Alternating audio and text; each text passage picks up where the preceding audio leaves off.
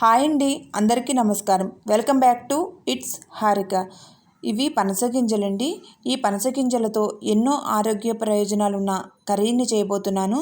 ఇంకా ఆలస్యం ఎందుకు, పనస గింజల కర్రీని ఎలా చేయాలో చూసేయండి. ముందుగా పనస గింజలను ఇలా చిన్న చిన్న ముక్కలుగా కట్ చేసుకుని పక్కన పెట్టుకోండి.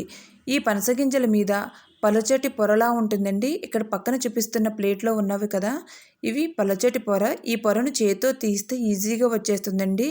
ఇలా పనస గింజల మీద ఉన్న పొరను తీసి పక్కన పెట్టుకోండి.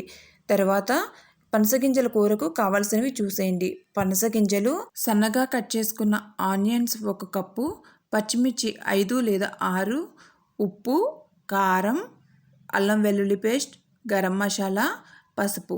ఉప్పు, కారం, మసాలా అనేది మీ టేస్ట్కి తగ్గట్టుగా వేసుకోండి. తర్వాత స్టవ్ ఆన్ చేసుకుని స్టవ్ మీద ఒక పాన్ పెట్టుకుని కర్రీకి తగ్గట్టుగా ఆయిల్ వేసుకోండి. నేను ఒక 5 స్పూన్స్ వరకు ఆయిల్ వేసుకున్నాను. ఆయిల్ కొంచెం హీట్ అయిన తర్వాత సన్నగా కట్ చేసుకున్న ఆనియన్స్, పచ్చిమిర్చి వేసి ఫ్రై చేసుకోండి. ఈ పనసగింజల కూరలో చాలామంది మామిడికాయ కానీ టమాటా కానీ వేసుకుని వండుకుంటారంటండి. కానీ నాకు మసాలా వేసి వండుకుంటేనే మాంసం కూరలాగా టేస్ట్ చాలా బాగుందండి. ఆనియన్స్ ఫ్రై అయిన తర్వాత 1/2 స్పూన్ పసుపు వేసుకుని ఆయిల్లో కలిసేలాగా ఒకసారి బాగా కలుపుకోండి. ఇంకా ఇప్పుడు ఆనియన్స్ బాగా ఫ్రై అయిపోయినాయండి.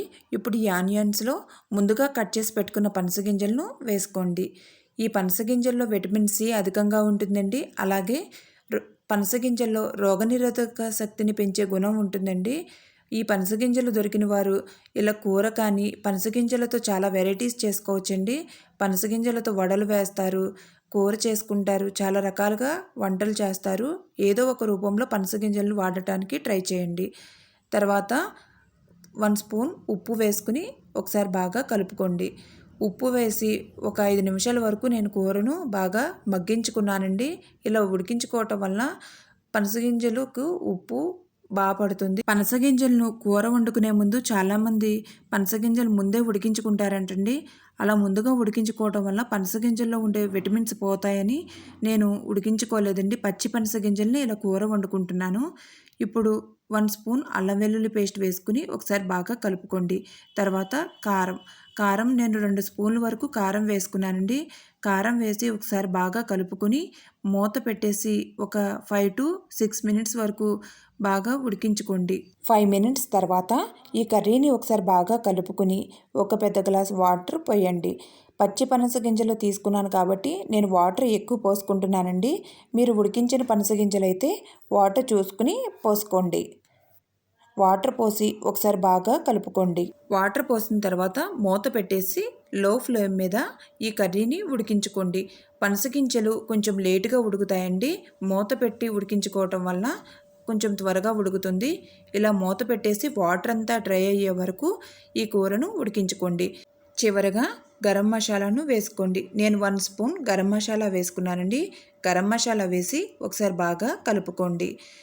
ఇప్పుడు ఈ వాటర్ అంతా డ్రై అయిపోయి చూస్తున్నారు కదా, కర్రీలో ఉన్న ఆయిల్ కనిపిస్తుంది. ఇలా ఆయిల్ కనిపించే వరకు ఈ కూరను ఉడికించుకుంటే కర్రీ టేస్ట్ చాలా బాగుంటుందండి.